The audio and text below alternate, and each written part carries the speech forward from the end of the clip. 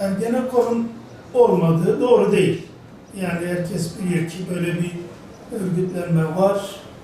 Bizim zaman zaman derin devlet olarak nitelendirdiğimiz, bazen genç subaylar rahatsız diye medyaya yansıyan askeriyenin içerisinde böyle bir darbe hazırlığı olduğunu kimse inkar edemez.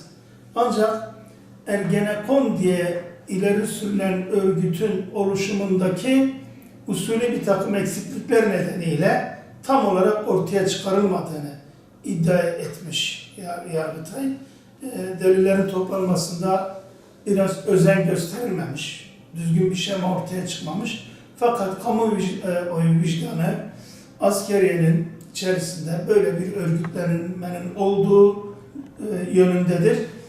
Geçmişte de bunların darbe yapmış olmaları, muhtıra vermiş olmaları, postmodern darbe yapmış olmaları, tankları yürütmüş olmaları, böyle bu tür örgütlenmelerin ordu içinde zaman zaman oluştuğunu biliyoruz. Fakat belki kapsamı bu kadar değildi. Gereksiz yere kapsam genişletildi. İlgili ilgisiz kişiler bunun içine konulmuş olabilir ama hiç kimse bu insanlar sütten çıkmış ak kaşıktır diyemez.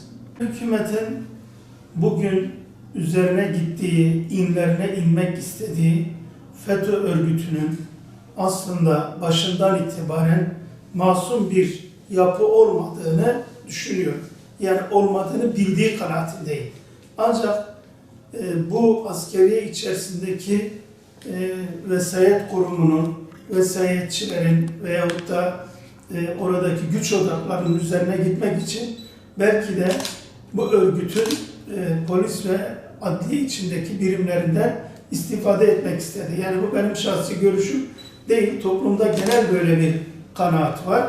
Fakat bir müddet sonra o örgüt güç zehirlenmesine uğrayınca bu sefer Ergenekon'la işbirliği yapıp o örgütü çökertmek durumunda kendini hissetti. Ergenekoncuların arkasında belli bir güç var. Mesela onlardan bir tanesi şimdi İşçi Partisi lideri Doğu Perinçek şu anda Türkiye ile Rusya'nın arasını yapmaya çalışıyor. Yani bunlar kimi Rusya'dan, kimi Çin'den, kimi Amerika'dan, kimi İngiltere'den, kimi Almanya'dan destekli örgütler. Şimdi üzerine gidilen FETÖ örgütünün de böyle yurt dışı destekleri var. Zaman zaman Avrupa Parlamentosu'ndan onların lehine açıklamalar yapılıyor. Amerikan Senatosu'ndan örgütü masum gösteren bir takım beyanlar yapılıyor. Yine Türkiye'nin mevcut yönetimine yönelik baskıcı olduğundan bahisle eleştiriler geliyor Avrupa'dan. Ama bu Müslümanların böyle arkasında küresel bir güç yok. Fakat muazzam bir güç var, onu göz ardı ediyorlar. O da Hak Teâlâ. Yani bunlar masum insanlar.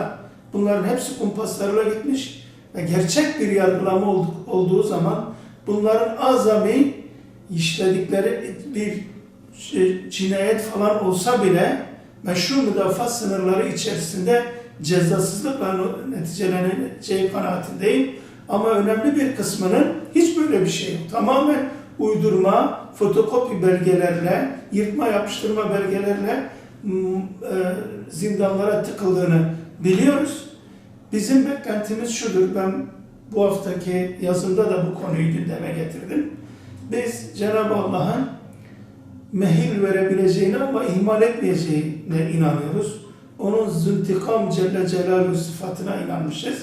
Seri'ül hesap olduğunu biliyoruz.